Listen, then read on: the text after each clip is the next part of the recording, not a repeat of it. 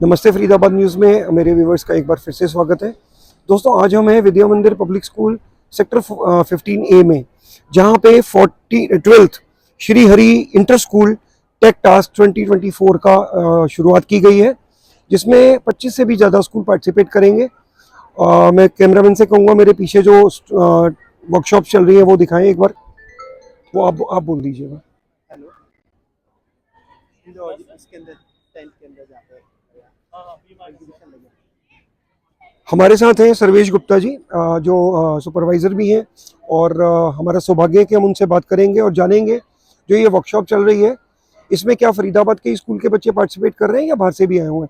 सर्वेश जी, सबसे पहले आपका हमारे चैनल में स्वागत है। धन्यवाद जी। सर, थोड़ा इस एग्जीबिशन के या वर्कशॉप जो चल रही है इसके बारे में हमें डिटेल्स दीजिए। 20 साल से हम इसको लगा रहे हैं। श्री हरि आपने तो देखा होगा आपने, ठीक है। यहाँ पे फरीदाबाद से प्लस बाहर से NCR स्कूल सारे पार्टिसिपेट्स कर रहे हैं। More than 25 schools here. तो सर, इस वर्कशॉप का जो मेन मकसद है करवाने का, मतलब बच्चों को ये क्या वो देता है, उसके बारे में थोड़ा बताएं। बच्चे नए नए आइडिया लेके आते हैं, क्या क्या इस तरीके से पार्टिसिपेट्स करते हैं। इसके अंदर नए नए मॉडल बना के लेके आते हैं। वर्किंग मॉडल होते हैं सारे, ठीक है। फ्यूचर के लिए क्या क्या बढ़िया रहेगा शहर के लिए और पूरे इंडिया के लिए, उसके लेके आते हैं। तो सर, हमको ये कैसा प्रोजेक्ट देख सकते हैं जो वर्किंग हो और बच्चों ने इनिशिएट किया हो। तो दोस्तों देखिए, अभी हम हैं फूड क्वालिटी इंस्पेक्शन रोबोट की तरफ। आप लोगों ने बनाया ये? Yes sir. आपका नाम बताइए। सर नवन्वित शौर्य। शौर्य और नमन, सबसे पहले आपका हमारे न्यूज चैनल में स्वागत है। आप हमें दिखाइए कैसे फूड टेस्ट करता है, कैसे उसको आप ऑपरेट करेंगे। सो सर, ये एक ऑटोमेटेड फूड इंस्पेक्शन रोबोट है। इसके अंदर बहुत सारे सेंसर्स है जो एक फूड आइटम फूड आइटम के अंदर कोई इम्प्योरिटीज है तो उसके बारे में बताता है। प्रैक्टिकल करके दिखाइए। Yes sir. सर, ये ऑरेंज स्लाइस ले लेते हैं हम। क्लोज से दिखाइए।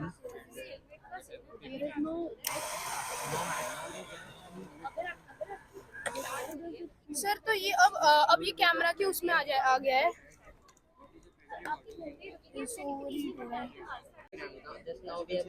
राइट सर, ये कैमरा की लाइव फुटेज है। सर, तो हमको कैमरा में पता चल जाएगा कि फूड आइटम के अंदर कौन कौन सी इम्प्योरिटीज है।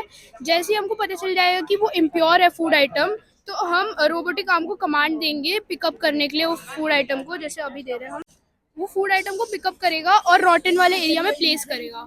अगर प्योर एरिया दिखाइए दोनों। अगर रोटन होगा तो यहाँ आ जाएगा, रोबोट यहाँ फेंक देगा, और अगर फ्रेश होगा, इम्प्योरिटीज नहीं होंगी तो फ्रेश वाली जगह आ जाएगा। So friends, wonderful project by the students of Vidya Mandir.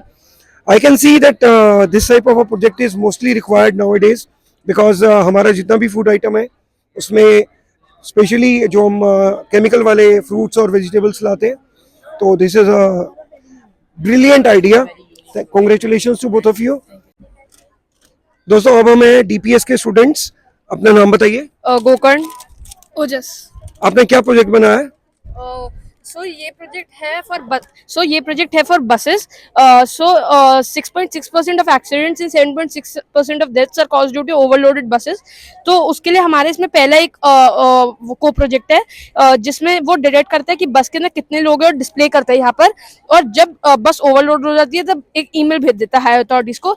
इसके साथ हमने एक ऐप भी बनाया है, ट्रांजिट स्मार्ट ऐप, जो बताएगा कि जो ट्रैवलर्स होंगे उन्हें पहले ही बता देगा कि बस में कितने लोग हैं, जिससे अगर उन्हें वो बस ज्यादा क्राउडेड लगेगी कि ज्यादा लोग हैं कैपेसिटी से, तो नेक्स्ट बस जो आ रही हो तभी अपने उसी टाइम पर अपने घर से निकल सकते हमने हैं। एक और बनाया है स्लीपी और ड्राउजी ड्राइविंग के लिए, क्योंकि स्लीपी और ड्राउजी ड्राइवर्स इंडिया में 15% एक्सीडेंट्स कॉज करते हैं।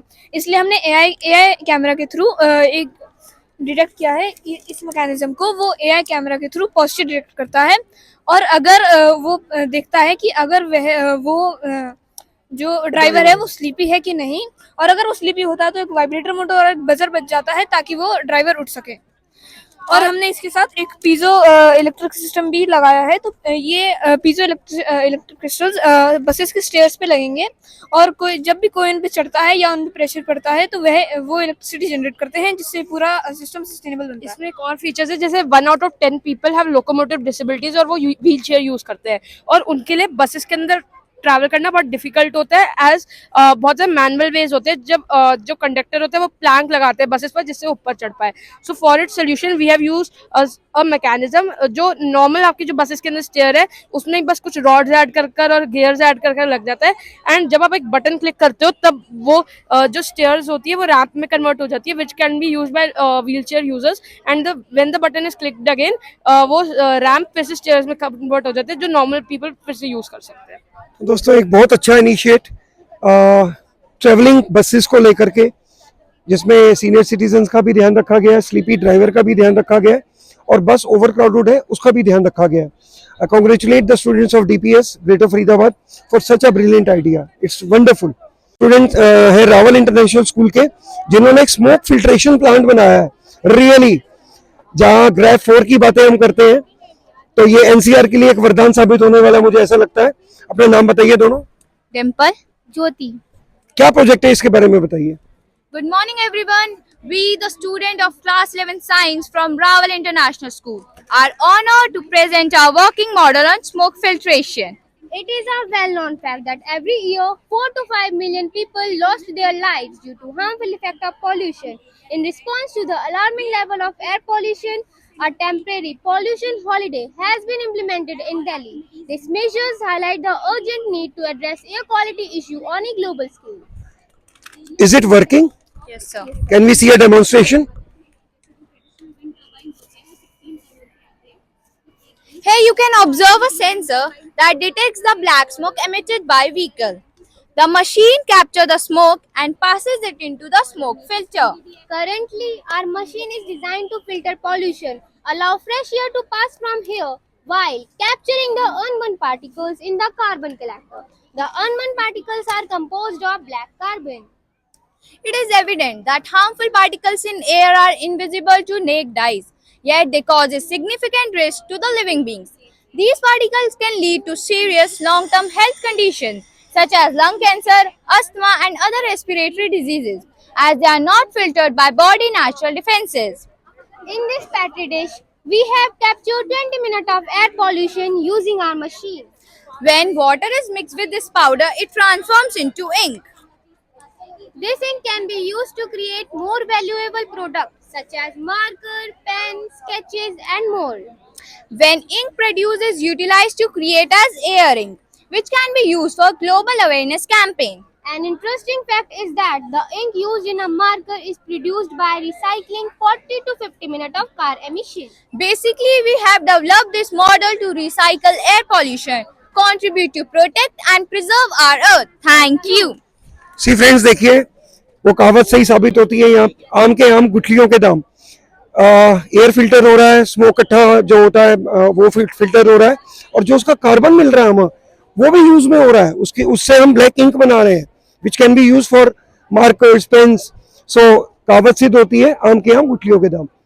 तो दोस्तों 2-3 प्रोजेक्ट्स देखने के बाद हमें आज एक चीज पता चली.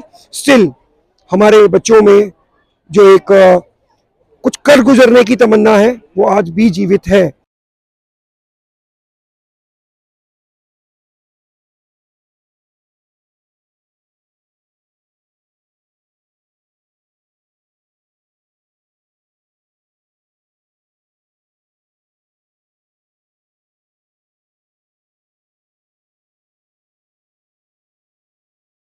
इसका जीता जागता एग्जाम्पल हमने आपको दिखाया विद्या मंदिर सेक्टर 15 से साइंस को एग्जीबिशन से. It is a wonderful exhibition. अगर मैं सारे स्टॉल्स दिखाने लगूंगा तो शायद शाम हो जाएगी. So taking a break here. फिर से मिलता है एक नई न्यूज के साथ. Till then good bye.